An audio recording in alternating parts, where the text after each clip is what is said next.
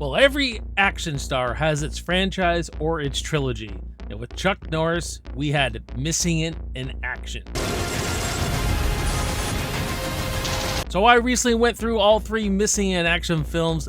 It's time to rank them. It's time to get in some old school 80s action. So let's rank Missing in Action. Covenant, you're calling Raven. Payback time. Come on! Come with me if you want to live.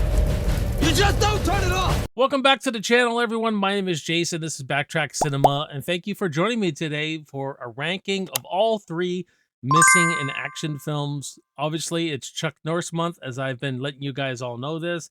And I thought, instead of reviewing these movies, I thought, let's just do a ranking of these. And admittedly, these are a lot of fun. They're not perfect by any means. I think when we come to a lot of Chuck Norris films, we're not expecting anything too much, but there's some little surprises here and there in this trilogy. And, you know, overall, I like them kind of all the same. So honestly, it's a hard little trilogy to rank. Hit that like button, subscribe if you haven't already subscribed. And let's get on with some Chuck Norris and Missing in Action. So coming at number 3 for me is Missing in Action 2, The Beginning. Now, the funny thing about this is that this was filmed first out of all of them, and they were editing Missing in Action 1 and Missing in Action 2, The Beginning, at the same time.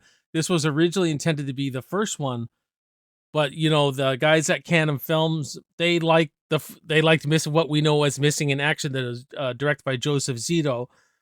They liked that one more, so they made that one the first one, and they saved this one to go back and tell as a prequel, which is fine, the way to do that. I mean, I would have put out my best movie first as well, but in doing that, you got a lot of continuity issues with all three of these movies. So Missing in Action 2, The Beginning, is a little different. This one is not so much based on, you know, martial arts and action, you know, over the top, explosions everywhere.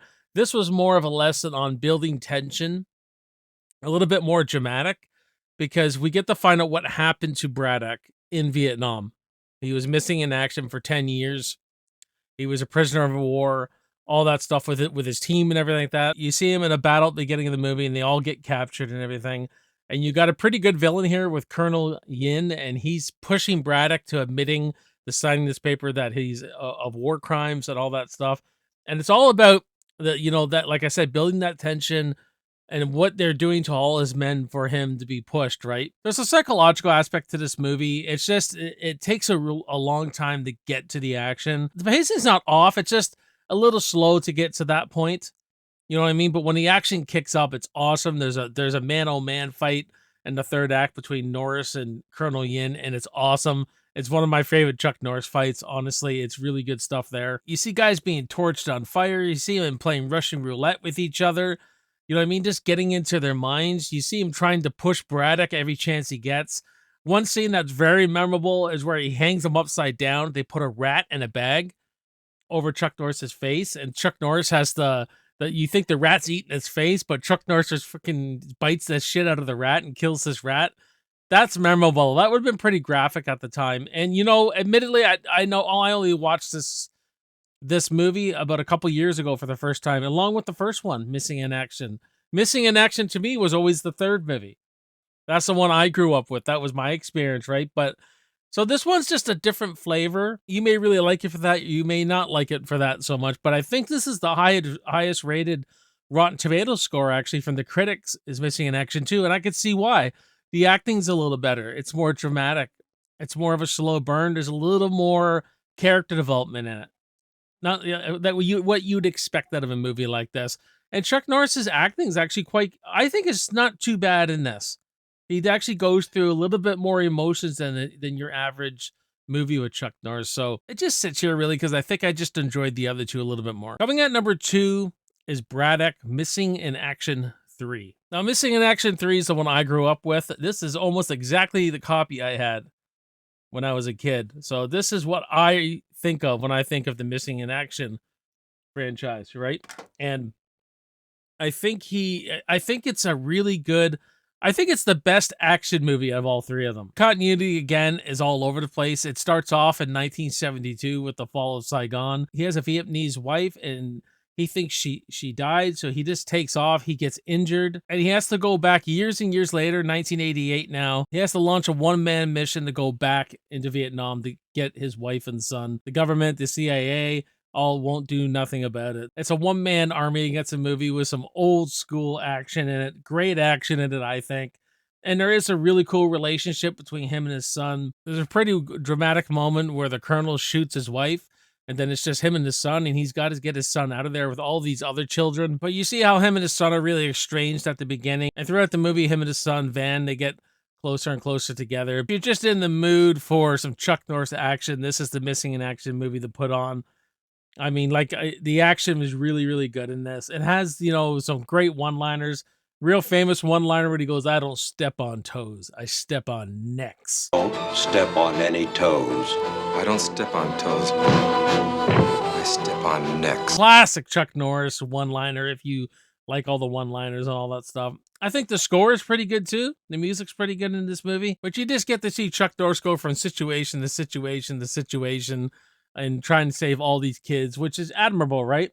This guy's a colonel and everything like that, and he does an admirable thing here. And, it's just a continuity of these movies, and all movies suffer from that.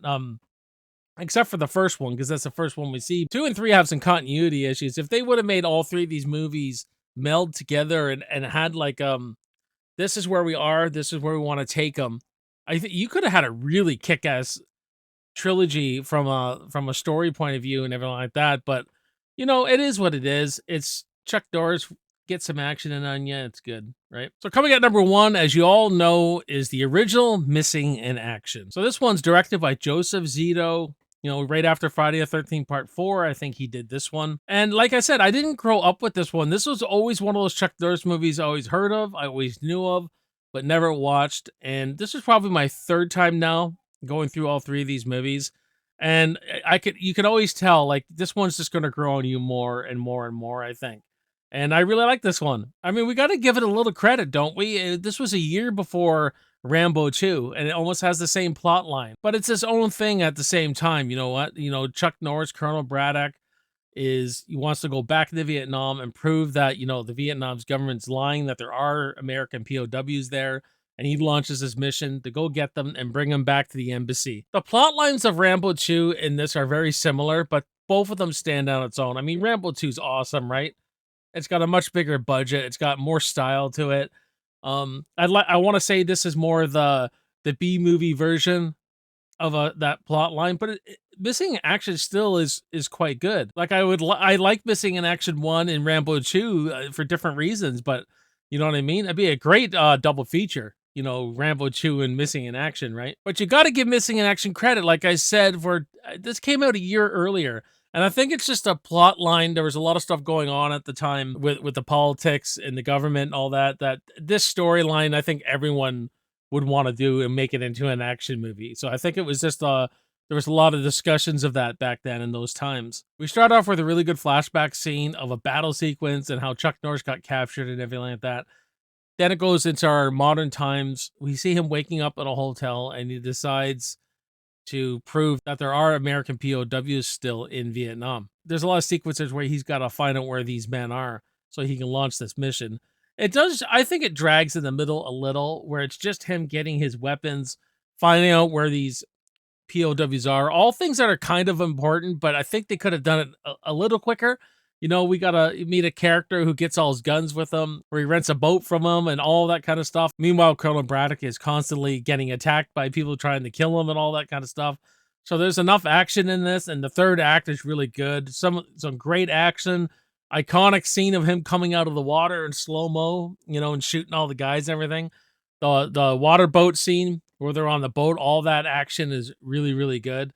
And I really like the way the movie ends. I like how he gets the POWs, he brings them back right into the embassy, just as about they're signing a deal that saying no, the Vietnam government's like, no, there are no POWs. And here comes Braddock busting through the doors with a POW, like a bunch of them, and there's a freeze frame on them.